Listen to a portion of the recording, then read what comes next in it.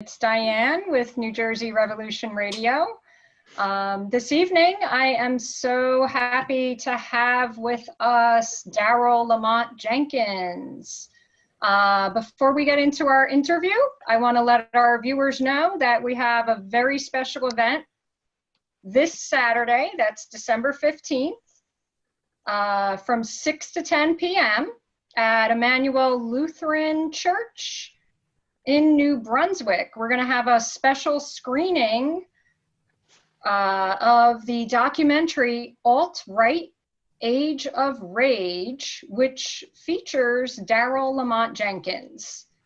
And we're going to have a special question and answer session with Daryl, and I think we're going to have some food, and it's going to be a great event. There is a suggested donation of up to $25, we'll say, but no one will be turned away. So there is no required cover charge. So please come on down. I'm very excited about the event, and I'm so glad to have you on this evening. And let me do our quick promo. We are a people-funded program, New Jersey Revolution Radio. So please, if you can, no amount is too small. So go to njrevolutionradio.com and there's a donation link.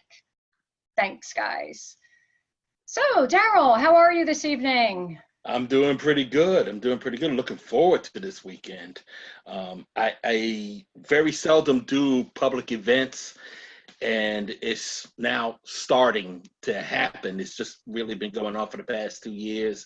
But this is one of the few events that's been focused towards One People's Project, myself, and what it is we do. And I'm really looking forward to seeing how people from my area, the area that I grew up, take it in.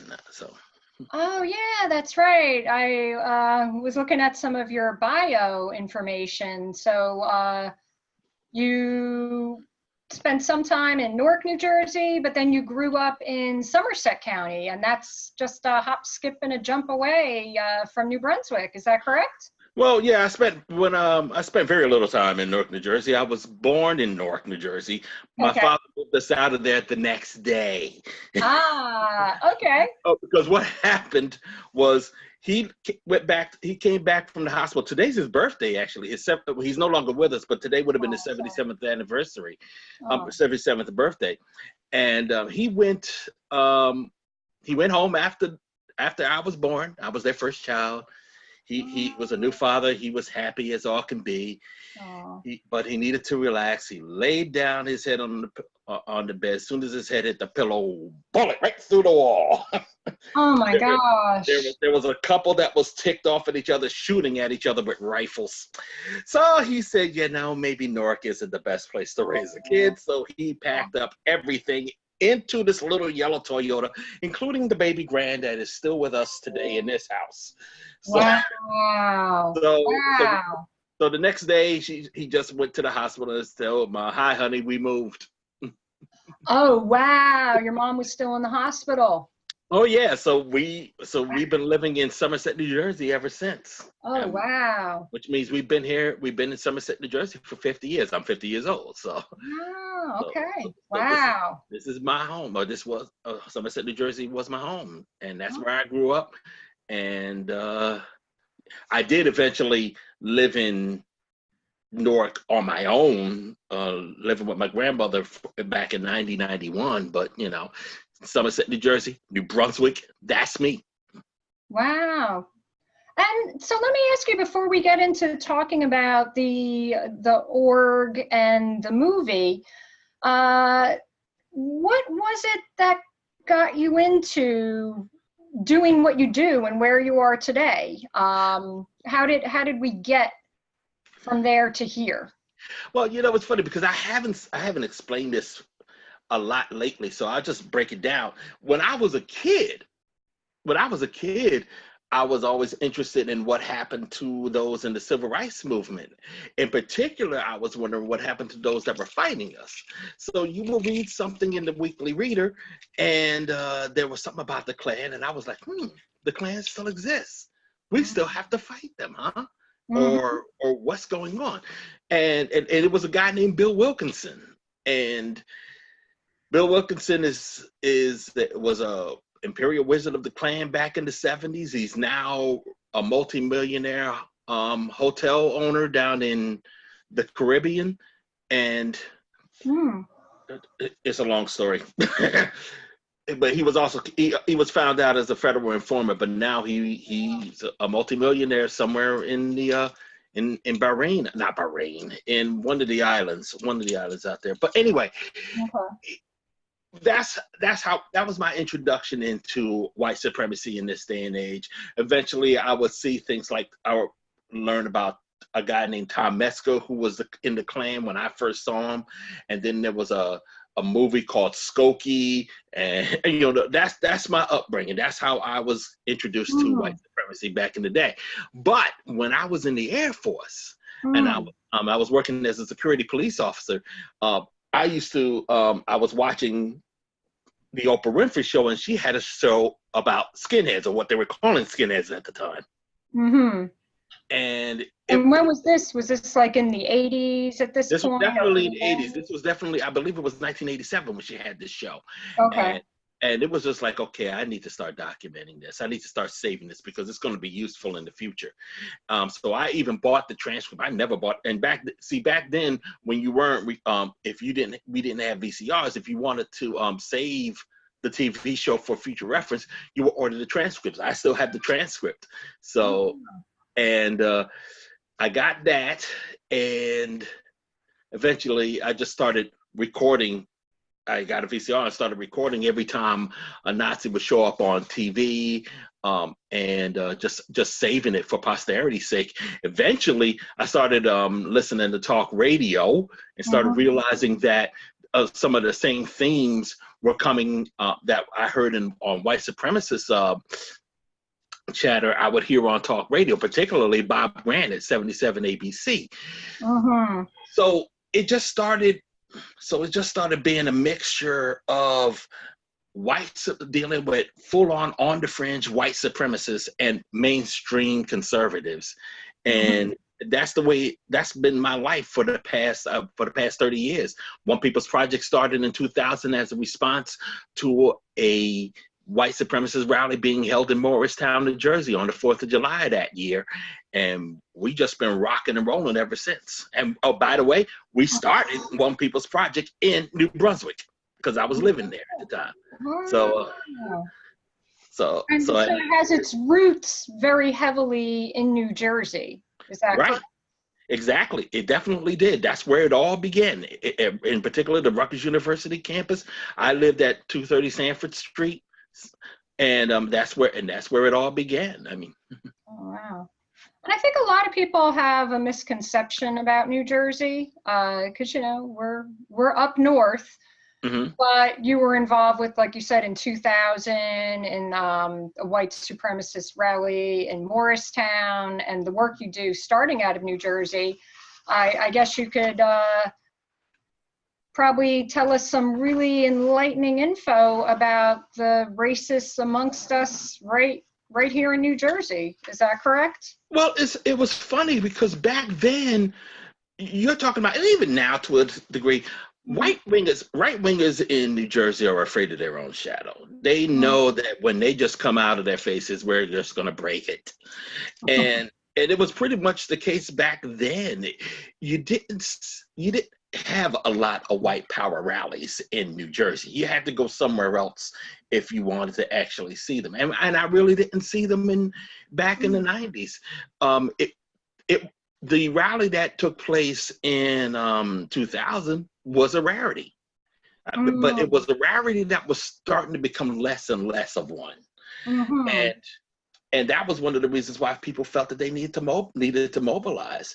But for the most part, when you want to look at white supremacists in New Jersey, you really have to look for those that were trying to hide it, trying to conceal it under other forms of conservatism. In fact, I went to New Jersey Right to Life conference back in '95, and that was when I found a lot of the white supremacist activity. but you had to really dig. You had to look at the literature. Pat Buchanan was the keynote speaker of this thing. And this was in New Jersey? In 95, yes. Oh, wow. In Somerset, no less. Wow. At the double, at the Pat DoubleTree. Buchanan. Yeah. Mm-hmm. Wow. A couple of years later, New Jersey Right to Life invited Joseph Solbrand as their keynote speaker, and he regarded himself to be in his words, a counter-Semite. So that's how nasty the right could be. But you have to know what you're looking for. You had to really you have to really look for it and know what you're looking at. Because at that first New Jersey Right to Life conference I went to, it was where I got my first bit of far right propaganda, and it was a thing called the media war against the Serbs. So this is the kind of ways you would find this kind of stuff. You didn't find people running around unless you went to South Jersey. You wouldn't find a lot of people that were openly WP. South Jersey, they had it all over the place. I didn't go to South Jersey all that much, simply only for no other reason other than the fact that I didn't really have a car all the time. Yeah. Talking Central and North Jersey. Yeah. I mean, but South Jersey, especially Atlantic City, where the Atlantic City quote unquote skinheads were popular, they had to run to the place. But of course, when some of the AC Skin members came to New Brunswick, they got chased out of here. And that was back in 95 or so. But that was a rarity. That was a real rarity. Yeah, and back in the, like you said, 95 and in the 90s, we didn't even have the ability to, because you were somebody who was early into doxing and getting information out, and we didn't even have that capability in the 90s. So you had to do this kind of footwork and research on your own without the Google search engines and everything else. Exactly. Right? It was really, I was doxing as best as I could back then. I was trying. Yeah. I didn't call it doxing. I was just gathering the information in the hopes that I could use it sometime. When the internet happened, that was just like a boon to me, because all the videos that I had been taking at rallies, or all the literature, all their propaganda that I had been grabbing, or just listening to Bob Grant letting neo-Nazis leave their contact information on the ABC airwaves, that was useful eventually. But I had to record all that stuff, and I had to keep it. And it really wasn't useful until, the internet happened, and then people got a chance to see exactly what we've been saying. But yeah, it was tough. It was real tough. You think about the fact that, you had this magazine promoting Donald Trump back in 99. Yeah, that was George magazine. That was John F. Kennedy's F. Kennedy's magazine. And I think he had passed on before that happened. Before that. But no one really thought of Donald Trump being anything of issue. He was with I think in this article, he was with the Reform Party. And no one thought that he was going to be the standard bearer of white supremacy in the country. Yeah. I don't think he realized where he was going to end up. He was talking about running for president in that article, but he wasn't talking about how he needed to build a wall or anything like that. That came later. Yeah, none of this "Make America Great Again" rhetoric. Yeah. So when did the One People's Project start? When did you found that organization? Well, as I said, it was formed out of the white supremacist rally in Morristown, New Jersey, on July 4th, 2000. Okay. To be nuanced about it, our first meeting was April 17th, 2000. But okay. To get ready for it. It was at my house. Yeah, it was at my house, or actually my grandparents' house up in Newark. But we really mobilized seriously on April 17th, 2000 at my house, 230 Sanford. And it was because a guy, former Rutgers graduate named Richard Barrett, who lived in Mississippi at the time, wanted to hold a rally in Morristown to support then New Jersey State Police Chief Carl Williams, who was getting in trouble for his seemingly support of racial profiling, and he got ousted because of it. So Barrett decided to come up here, and we decided to go out and oppose him, and we came out deep. We came out very deep to his 3 or 4 people that that showed up. Eventually, one of them, incidentally, became a member of the Atlantic City quote unquote skinheads, and he still is today. And oh, wow. Barrett's passed on, so we don't worry about him all that much anymore. But One People's Project is still here. We just basically decided that we started a website to coordinate our efforts around that time. And then after the rally, we just said, you know what, we're keeping the website and we're going to start going after everybody. So by April, when he decided that he was going to have an award ceremony in Manville, New Jersey, we was able to just say, hey, look, we got an issue in town. And the mayor and the VFW hall where they was going to hold this rally shut it all down before as they came up, it was all told to leave. So these were 2 rallies close in time, and were they both billed as, I know they come up with clever phrases to try to disguise. So what were these rallies called? Do you remember the names? Well, I can't recall.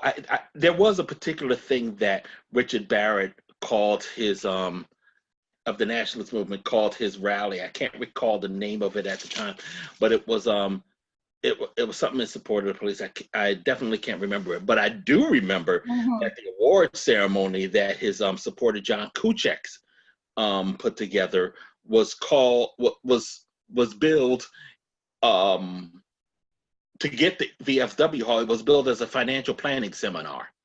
John Kuchek was a CPA. So that was the front for this gathering. So that cover. But because certain people was making noise about it on the fledgling internet at the time, and they didn't think anybody was going to notice, we found out about it, make some noise about it, and the next thing you know, we just basically bum rushed the place. But we didn't have to bum rush it all that much because the town took care of it. The town. Great. So you had a good turnout come out from the locals, no? Yeah, the locals, the VFW themselves did all the work. They didn't want this nonsense there. Okay, good. And so what did they do? So when we showed up, Manville had shut it down. We decided to just talk to the mayor and everyone at the time that was standing there, let them know that we're the good guys. And there was only about 4 or 5 of us standing out there because we heard that it was going to be shut down. And then they still showed up. So when they showed up, they were turned away. They were told, hey, you got to leave. So Channel 9 was there, WOR was there, and they videotaped the whole thing. Actually, the news footage of this is on YouTube now. Oh, wow. And what could we search if we wanted to find, do you remember any search terms? You know what? Here's where I put my glasses back on. Okay. I just had an issue with my glasses because I was looking at myself on the film, on the monitor, and noticed that I'm like glowing in the eyes. And I was just like, oh, that's all right. That's why. Not your fault. So basically what the deal was that after that, we didn't really have any issues with the nationalist movement afterwards. I mean, we didn't see them in New Jersey. They had one other rally in 2001, and that was just basically a return to try to basically, I guess he had something to prove, but it ended up being even worse than the last time. And did he return to Manville, or was this Morristown? No, he returned. He went back. He went back to Morristown. He went back to Morristown. And the end result was him being turned away yet again. And but it was worse too, because what happened was in that next one, in that following one, some of our side ended up infiltrating, acting like he was one of them. He was one with them, and they just messed up his equipment, and and the rest was history. Still having problems trying to find this thing. Let me make this. Oh, that's okay. So basically, what happened was after we had shut down the the event. Mm-hmm. After we shut down the event, we ended up just following other neo-Nazis as we went along, and that's really what started the whole doxing and pretty much what we have today with One People's Project. So what is the mission of the One People's Project? If you had to like sum it up in a nutshell, what is the primary? One People's Project is a resource. It's a resource for those who are trying to find out what exactly it is that we're fighting. We are basically try to research and report on all those right-wing groups and individuals, and we say right-wing because it's not necessarily racist.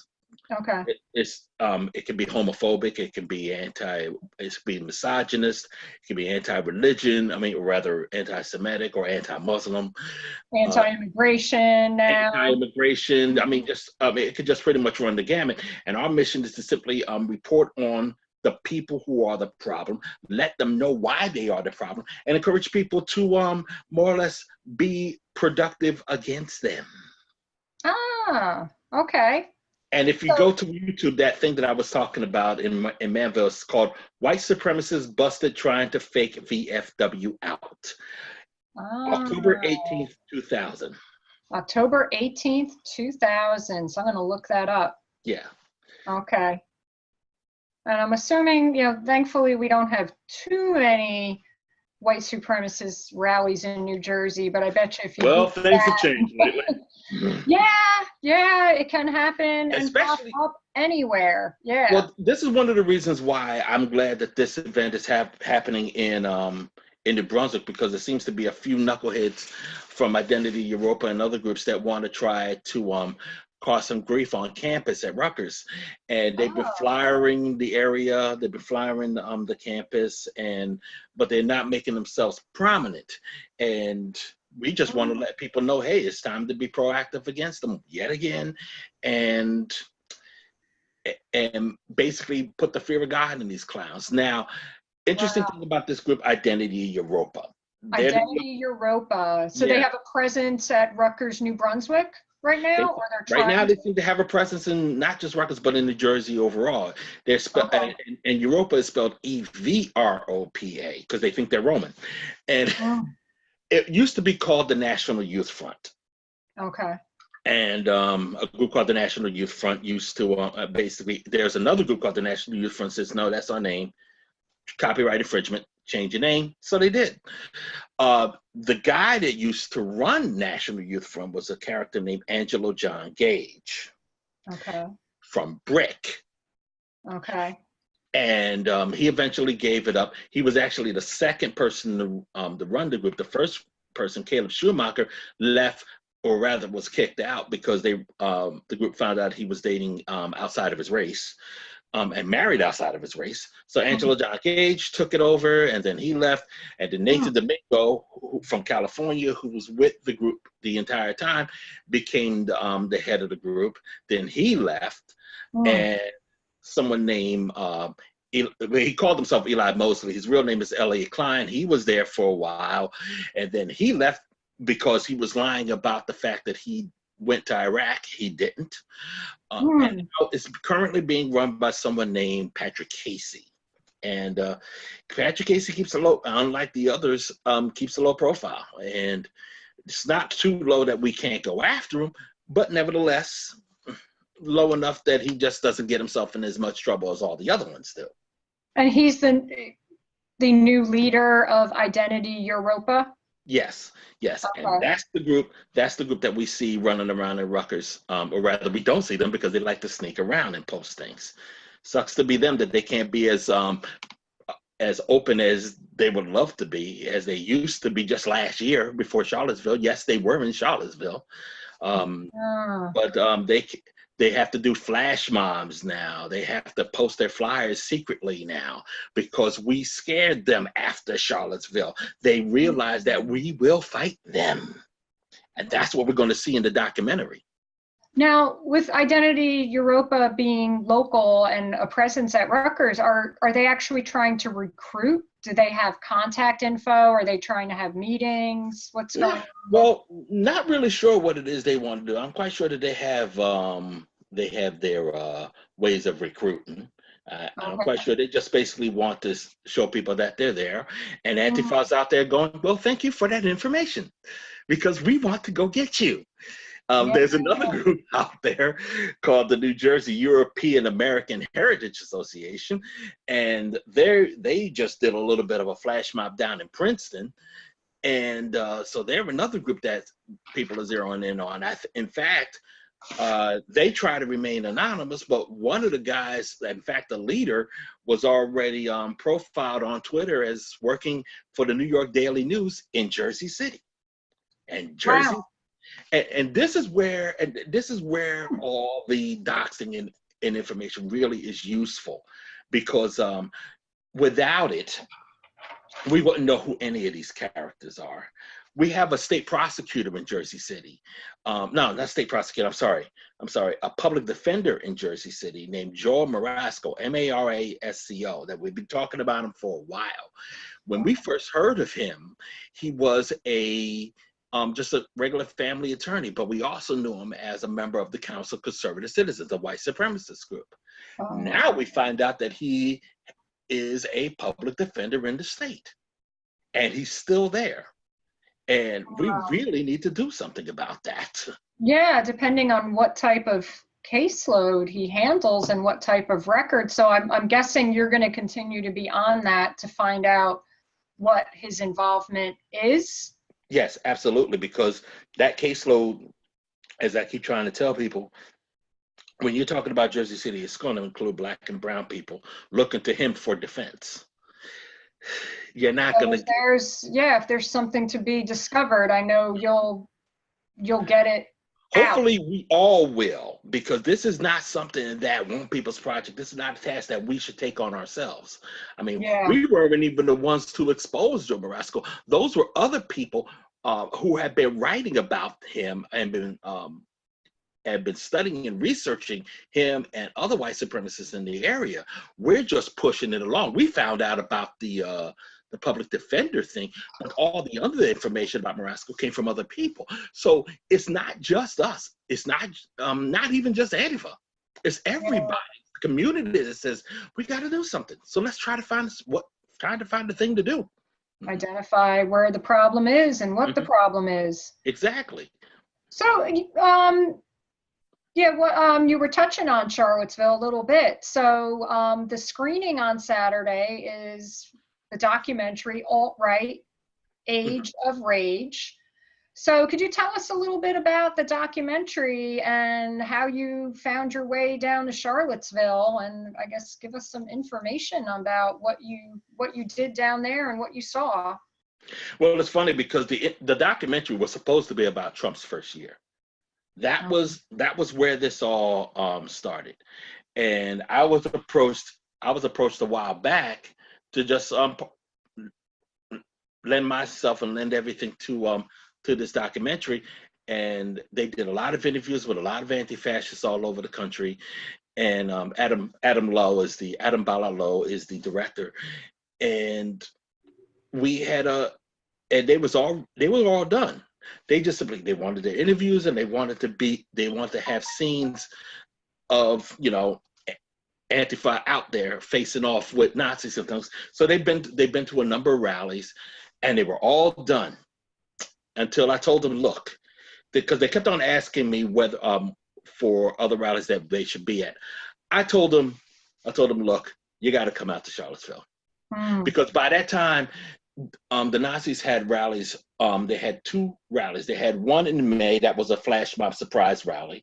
Then they had another rally on July 8th of 2017 where it was the Klan. So when they started talking about August 12th, 2017, and they was talking about how they was going to kick all kinds of Antifa ass and just kick Charlottesville's behind all over the place, we find out, and you'll see this in the documentary, Richard Spencer was saying that Charlottesville will be their presence will be particularly traumatic for the people of Charlottesville. You know, we heard all this in the lead up. So he actually put it out there in he advance. put it out.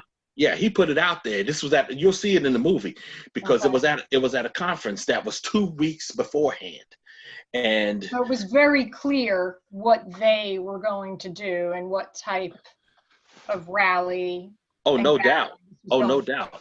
And that was apparent to everybody before Charlottesville. So because it was apparent to us, I needed to make it apparent to the producers, who were all done. They was getting ready to just release the documentary, and it was almost in the can that says, yo, you may need to get some more footage here in Charlottesville, because it looks like it's going to be something that will be useful to the movie, to the documentary. And it changed everything for it. It became its own documentary. It became a totally different documentary, because then they realized it wasn't about Trump anymore. Yeah. There was something else going on that they really had to zero in on.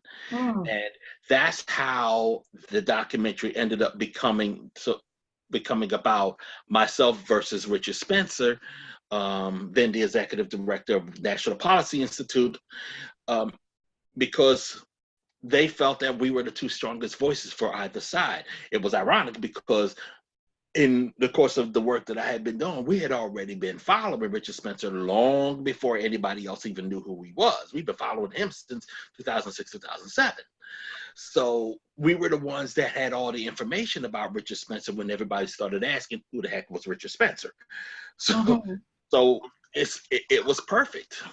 And the documentary is about the two sides, really. It's pretty even-handed. And it shows us for who we are. It doesn't, and I'm gonna tell you this right now, it doesn't paint the other side in a good light at all. I mean, that's one of the reasons why the neo-Nazis are upset about the documentary. It makes them look bad. So they're online trying to make the documentary look bad, because they're trying to say that it wasn't fair to them. No, it was completely fair. This is who you are. Yeah, I mean, you're out in public, you're being filmed.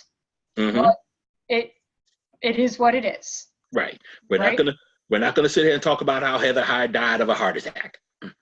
Sorry, we don't play that game. That's one of their propaganda bits. Wow. Yeah, and we just had that story break, probably just within the past couple of weeks, about and I think he was a fairly young guy.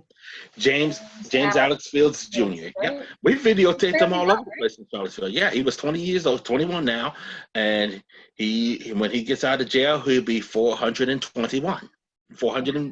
He's got 419 years. Wow. That's what he's looking at. That's what it looks like now. Wow, stupid young kid just threw his life away for hate, right?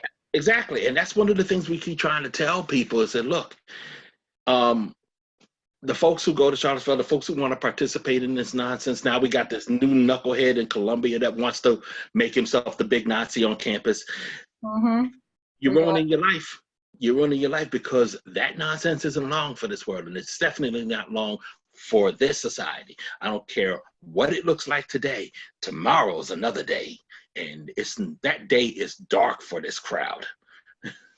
Yeah, I want to ask you, because you've been doing this work for decades now. Do you think that there are more white supremacists? Do you think that this is just coming to the surface, or was this always there? Are things actually, is white nationalism getting worse? Or is it just coming to the surface? It's getting louder. It's just coming to the surface, like you said. I think that, and to add to that, it's not just white supremacy. It's really just neo-fascism, because you got a lot of these neo-Nazis, a lot of these hate mongers coming in brown. You got Hispanic fascists. You got black fascists. I mean, look at the Proud Boys. I mean, they're multiracial. They're still fascists. They still believe in marginalizing women and Muslims. And they believe in engaging in violence to achieve those goals. So the fact of the matter is, it's kind of different. If you want to say something, if you want to say what it looks like today, it's kind of different in the sense that they have a little bit more facets to them now. But having said that, they're not as strong as the opposition. Okay. The opposition is contributing. The opposition is building. The opposition is evolving. And the opposition will fight them if they feel they need to fight them. And I'm not just talking about Antifa. I'm just talking about the society in general. That's what we saw after Charlottesville. It wasn't Antifa that went after Charlottesville immediately afterward. It was people who were never really involved before, saw that nonsense on television and said, you know what, we got to do something about this. And they did. They started doxing. They started firing people from their jobs. They started disowning family members that was a part of that nonsense. So their biggest fear really is them. Yeah. And Antifa directs people to them. So that's why they hate anti-fascists so much, because Antifa are the ones that will introduce the world to the things that they don't want them introduced to. Yeah, and it's so organized now, and the internet helps so much. I must admit, I was really impressed with, the guys in Charlottesville that were holding tiki torches and all the photos, that how quickly people were able to identify and then, like you said, reach out to employers, and people were losing their jobs. And, I want to know if my coworker or my neighbor is holding a tiki torch at a white supremacist rally. So I'm really impressed at the organization, the structures that exist. Where can people go to get information or give information when they are either trying to find out if somebody's questionable or give information about? Well, One People's Project, like I said, One People's Project has been around for about almost 20 years. And you can always find us at onepeoplesproject.com. Okay. We also have a news line called IDAVOX, IDAVOX.com. Okay. And that's where you can see the news items and such about what's been going on, what's the day-to-day looking like. And certain events and alerts that we try to put out there to let people know what they're doing. You can also you can also find us on Twitter. IDAVOX is IDAVOXOP at IDAVOXOPP. One People's Project is at One People's Proj. The ECT is gone. You can go to my personal Twitter at Daryle Lamont Jenkins, and we're on Facebook. We're on Facebook. You can find us there too. And of course, we're on YouTube, One People's Project TV, and there's a couple of YouTube accounts that we have, but One People's Project TV is the most important one. To get the most direct information. And so I haven't seen the documentary yet, but I will be there Saturday evening. So, if you want to tell us, you were in Charlottesville for how many days? Because I know this also went on for a couple of days, 2. right? I was there for 2. I mean, I was driving down when the Tiki Torch March was happening. And when we heard, and as we were driving down, we was hearing that the governor had put the National Guard on alert, and I was like, brother, is that bad? Oh, wow. As you were driving down, you were picking up stories. Yeah, and then people in the car with me were saying that there was some fights that were already happening. I says, what the heck is going on down there already? And then we got word and we found out. It says, okay, it looks like it's going to be an interesting day tomorrow. And sure enough, that's exactly what it was. I have seen that kind of a rally many times over, most notably, as I kept pointing out, York, Pennsylvania, back on January 12, 2002, because similar things that happened up to and including somebody driving a car into a bunch of people. No one died that day, though. Okay. But when everything went crazy in Charlottesville, it was just, I was just in the moment, and I mean, I got pepper sprayed and I had to deal with that. But after I dealt with that, trying to make sure that everybody else was okay, things had calmed down. And we were all just basically yelling and screaming at each other, at the Nazis that were walking around after all of this. And then I saw the ambulances driving towards Heather Higher. I didn't know that anyone was killed. Oh, wow. I just saw the ambulances and I was just like, man, it looks like something went down. And I was only a block away or so. I was at this church nearby. And, wow. And the, and when I saw that, I said, okay, it looks like there's something that happened. And then it turned out to be that. We also didn't know until, as we didn't realize until, that was when we realized actually that everybody was watching this on CNN and on other news outlets. And I was like, wow. And people were talking about there was shooting, and we were like, no, there wasn't. Because we started thinking it was internet rumors. People were saying that there was people shooting and things like that. And that was like, no, that's not true. Turns out it was. Oh, there was. So there was gunshots down in Charlotte. Yes, there was at least one. And I was like, and that was saying the reason. I mean, we had a whole bunch of militia guys running around with their AKs or the AR-15s, and we had a whole bunch of Nazis, and we had our side, including myself. We were all strapped up. We thought something was going to happen, but we didn't know that there was actual shooting yet. Wow. And we were just anticipating the worst. And this wasn't even the worst. It was the worst I've seen, but it could have been even worse. There could have been more deaths. It could have been more people just going crazy all at once. But in many respects, as bad as Charlottesville was, we got lucky. We got real lucky. Yeah, what were the numbers like? What would you say with the alt-right numbers versus the Antifa? What would you say? I would say we were evenly matched. I could be wrong. And that was similar to what I was talking about with York, Pennsylvania in 2002. And it was just simply a case of we all had the numbers. And unfortunately for them, it worked to our benefit. Yeah. We was able to fight back. We was able to turn them away. And we're still doing it in the wake of it 2 years later. Yeah. Yeah. And, unfortunately, I'm sure there's going to be more to come. More to come, but I think that one of the reasons why we're doing this thing on Saturday is because we want to prepare people for that so that they can keep whatever damage they try to inflict on us at a minimum. So when it does go down, when things do go down, we know how to fight back, and we know that we can fight back. Okay. And I guess it might have been, was it only about a week or so after Charlottesville that there was the rally in Boston? I went with a carload of people up to Boston to counter protest.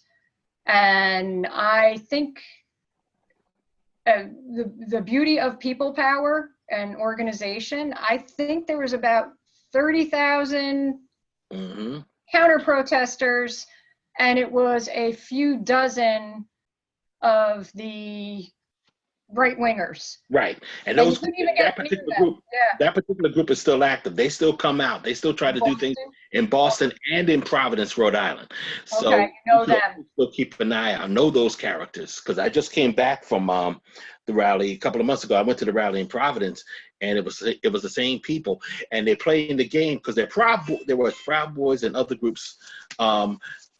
And basically, they're trying to pretend that they're not racist and all that. They're trying to downplay all the white supremacy and all the neo-fascism, which is a change from what we saw in Charlottesville. After Charlottesville, the white supremacy was still there, but they had to cover it up.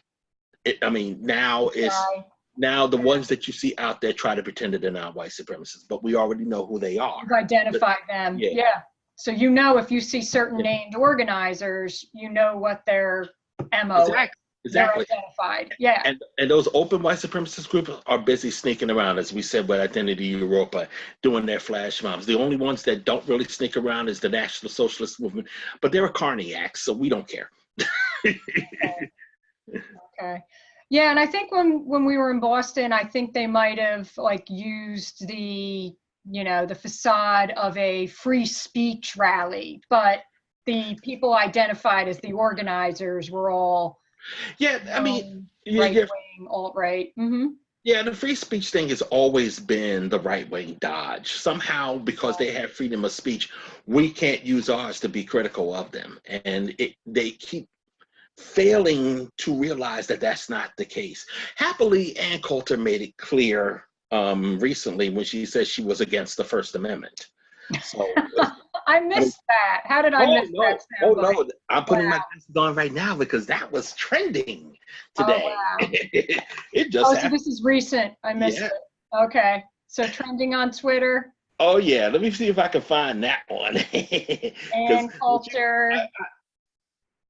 Ann Coulter, let's see, because the Huffington Post put this out.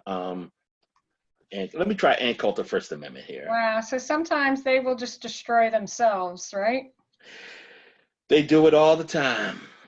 I mean, really, if you really want to, says Ann Coulter is not a fan of the First Amendment. Wow.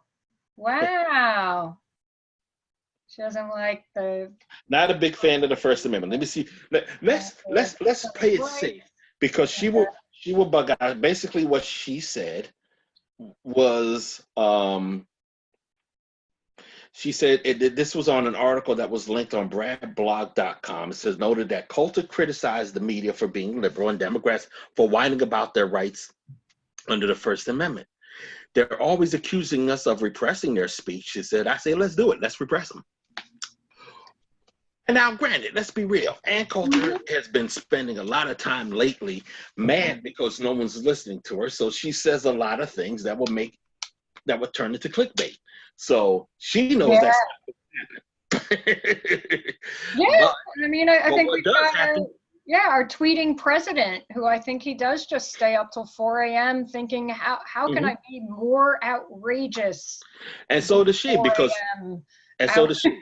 So we just got to remember that that's what Ann Coulter does. I mean, that's just Ann paying her mortgage, to be real. Yeah. So, she's got to stay relevant. So if she's got to completely lose it to stay relevant, she'll do that to make her money, right? Yeah, that's exactly what it all is. I mean, a couple of weeks ago, she was talking about how the army needs to just invade Mexico, knowing full well that that's not going to happen, because she's an attorney. She knows that that's against the Constitution, but it's nice to say for the base. So yeah, she's gotta motivate that base. She's got to keep them excited and tuned in. With hate. But the rest of us are just writing it down. So, okay, you want to invade Mexico, not a fan of the First Amendment. Don't think you're going to make any moves beyond your mouth. Wow. But then again, it all depends on us.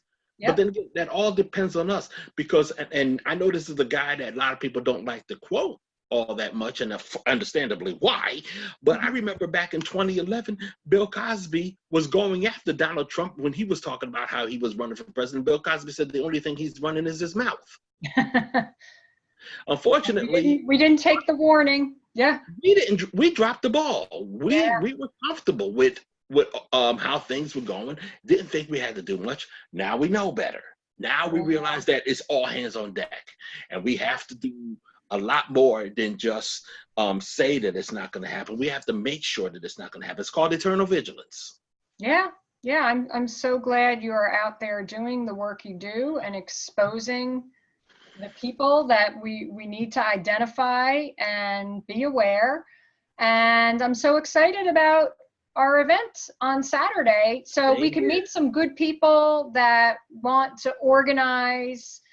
And I'm just north of Central Jersey, so we need to organize a strong North and Central Jersey contingent of people that are willing to do this work, learn together and organize and fight fascism, right? Indeed, indeed. So that things like what Ann Coulter says Mhm. just is just protected by the First Amendment because that's as far as it goes. We have to make sure that the words do not become action. That's the mission. They can Yeah, talk all the trash that they want. The actions is what's going to make the difference, and we're going to keep those actions from happening.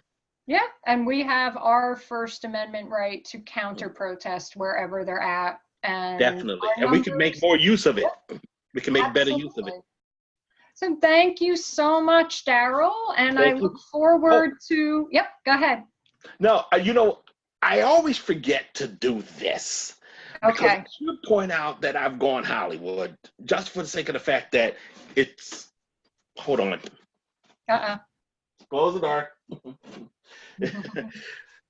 That's when I start having family members coming in, and but I should point this out. I should point this out, and there is a movie. In addition to the stuff that we do, we also try to get a help people out of the white power scene too.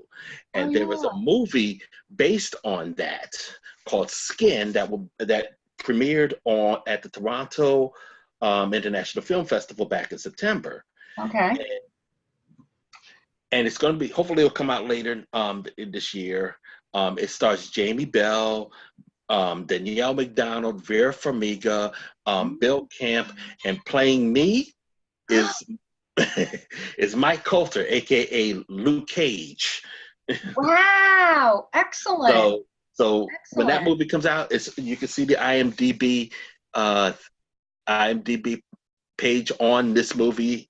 Just check it out, imdb.com. Wow. And incidentally, I should say that Mike Coulter, not only did he go to Benedict College at one point, where my father went to school, but he's a Mason Gross alum too. New So, Brunswick, so, Rutgers. so he knows, so he knows my old stomping grounds. So Oh, this is excellent. going to be a good movie. Wow. I can't wait to see it. So you haven't seen it yet? Oh, I've seen it. I've seen it. I was there for the premiere. I was there for Oh, the premiere, and excellent. it's a beautiful movie. It's going to be great. So I needed to let people know about that because it just shows the reception that we got from the movie shows that people need to see just how strong we are. Whether you're looking at this documentary or looking at the movie, you are going to see the resilience of us.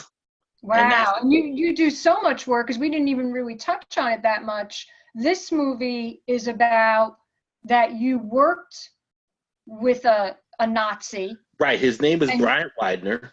and you His name is Brian. helped, did you help him on the path of reform? Yes, yes, Wow. 100%. You can see actually there's a documentary called Erasing Hate that the movie is based on. It used to be on Netflix. I think it's on Amazon Prime or one of the. It's still out there. And You can that probably documentary is call Erasing Hate. Erasing Hate. The Okay. erasing part comes from the fact that he had a lot of white power tattoos on his face, Okay. and his penance was to get them all removed. Wow. Yeah. 35K. It cost 35K to do it, Wow. and and And you helped him he through the has a heck of a process. story. He has a heck of a story. Yes, indeedy. Okay, so we have to look for that too. I'm so amazed at all you do and all you've done. Thank So you. thank you so much. You're welcome. Okay, so we will see you on Saturday evening. Yes, you So shall. everybody, please come out to the screening of Alt-Right Age of Rage Yes. at the Emmanuel Lutheran Church in New Brunswick from 6 to 10 Saturday evening. Hope to see you guys out there. Thank All you right. so much, Daryl. All right. Take care. Take care. All right.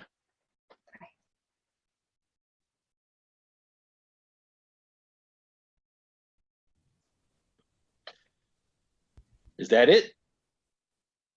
Are we off the stream?